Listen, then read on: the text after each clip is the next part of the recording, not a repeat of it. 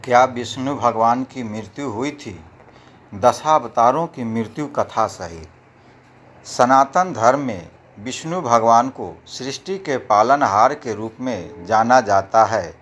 वे त्रिदेवों में से एक है। ब्रह्मा सृष्टि के रचयिता, विष्णु पालनकर्ता और महेश संहार करता है। विष्णु भगवान का स्थान अत्यंत ऊंचा है। वे स्वयं पर ब्रह्मा, अनादि, अविनाशी, सर्वव्यापी और अजन्मा कहे जाते हैं। उनकी मृत्यु नहीं होती, क्योंकि मृत्यु केवल उस जीव की होती है जो जन्म लेता है, जबकि विष्णु जी साक्षात अनंत है। परंतु जब जब पृथ्वी पर अधर्म बढ़ा है, तब तब विष्णु भगवान ने अपने दशा अवतारों के माध्यम से धरती पर अवतार लिया। इन अवतारों का उद्देश्य था धर्म की स्थापना करना, पापियों का नाश करना और भक्तों की रक्षा करना। इन अवतारों ने मानव या जीवों के रूप में जन्म लिया, कार्य पूर्ण किया और फिर लौकिक शरीर का त्याग किया। इस प्रकार उनके अवतारों की मृत्यु हुई, परंतु विष्णु भगवान स्वयं कभी नहीं मरते। आइए विस्तार से जानते हैं विष्णु भगवान के दशा अवतारों के बारे में और उनके लौकिक जीवन के अंत की कथा। पहला अवतार है मत्स्य अवतार, यानी मछली रूप। यह विष्णु भगवान का पहला अवतार था। जब प्रलय का समय आया और वेदों को असुर हरण कर ले गए, तब भगवान विष्णु ने एक विशाल मछली का रूप धारण कर वेदों की रक्षा की और सप्त ऋषियों को एक सुरक्षित स्थान पर ले गए। मृत्यु का संकेत। मत्स्य अवतार कोई मानव रूप नहीं था।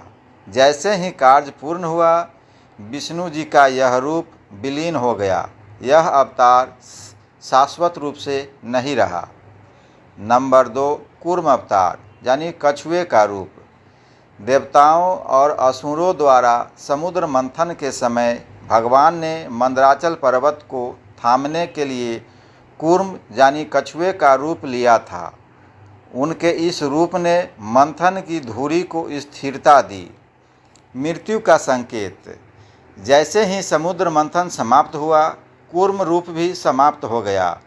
यह भी एक कार्य विशेष के लिए लिया गया अस्थायी रूप था। नंबर 3, वराह अवतार, यानी सुअर रूप। जब हिरण्याक्ष ने पृथ्वी को पाताल में ले जाकर छिपा दिया था, तब भगवान विष्णु ने वराह यानी जंगली सुअर का रूप लिया और पृथ्वी को बाहर निकाला, हिरण्याक्ष का वध किया। मृत्यु का संकेत। वराह अवतार भी विशिष्ट कार्य हेतु लिया गया था और वह कार्य पूर्ण होते ही विलीन हो गया। वराह पुराण में इसका विस्तार है। नंबर 4, नरसिंह अवतार, अर्थात अर्ध मनुष्य यानी अर्ध सिंह रूप। हिरण्यकशिपु ने जब अपने पुत्र भक्त प्रहलाद को मारने का प्रयास किया, तब विष्णु जी ने खंभे से नरसिंह रूप में प्रकट होकर उसका वध किया। यह रूप अत्यंत उग्र था। मृत्यु का संकेत। नरसिंह रूप भी केवल हिरण्यकशिपु के वध के लिए प्रकट हुआ था। कार्य पूर्ण होने के बाद भगवान शांत हुए और यह रूप भी समाप्त हुआ। नंबर 5, वामन अवतार, यानी बौने ब्राह्मण का रूप।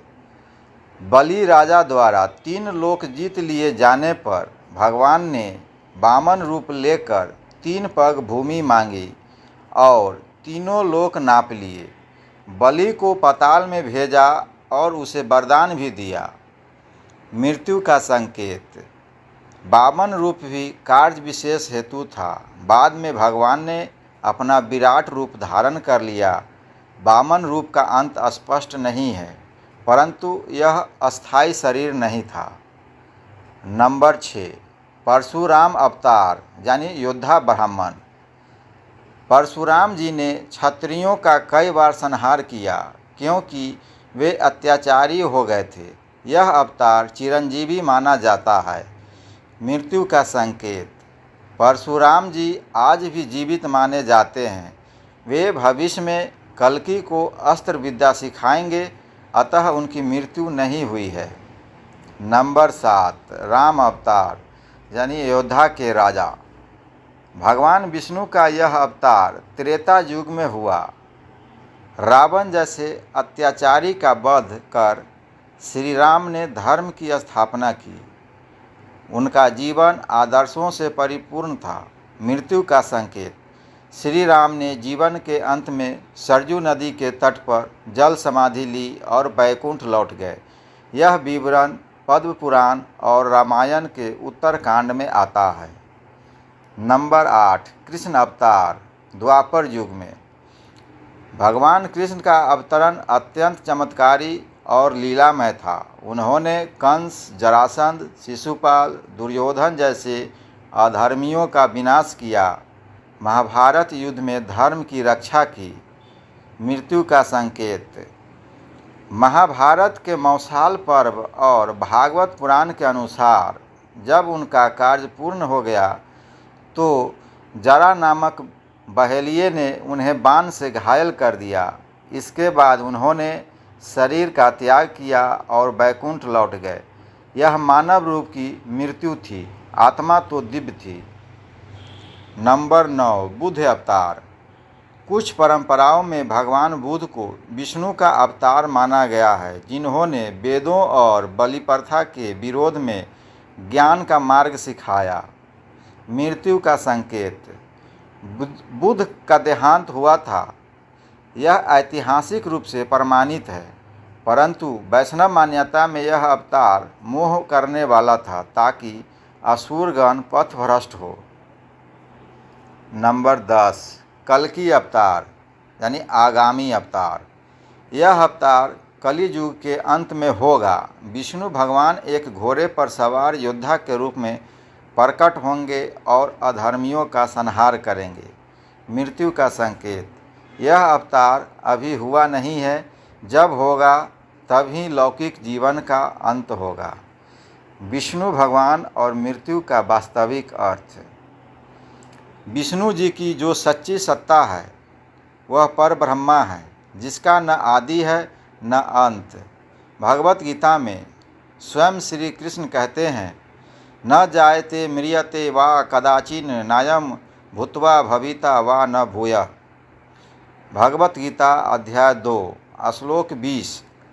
आत्मा न कभी जन्म लेता है न मरता है, वह अजन्मा, अविनाशी और सनातन है। चूँकि विष्णु भगवान स्वयं आत्मस्वरूप है, उनका कोई आरंभ या अंत नहीं होता। केवल उनके अवतारी शरीर ही काल के नियमों का पालन करते हैं। विष्णु भगवान स्वयं अविनाशी, अजर और अमर है। उनकी मृत्यु नहीं होती क्योंकि वे साक्षात परब्रह्मा है। परंतु जब वे पृथ्वी पर अवतार लेकर किसी कार्य विशेष को पूर्ण करते हैं, तब उनका मानव या जीव रूप वाला शरीर कार्य समाप्त होने के पश्चात विलीन हो जाता है। यह मृत्यु नहीं बल्कि लौकिक शरीर का त्याग है। उनके अवतारों की कथाएं हमें यह सिखाती है कि धर्म की स्थापना के लिए, अधर्म के विनाश के लिए भगवान स्वयं धरती पर आते हैं और जब कार्य पूर्ण हो जाता है तब लौट जाते हैं।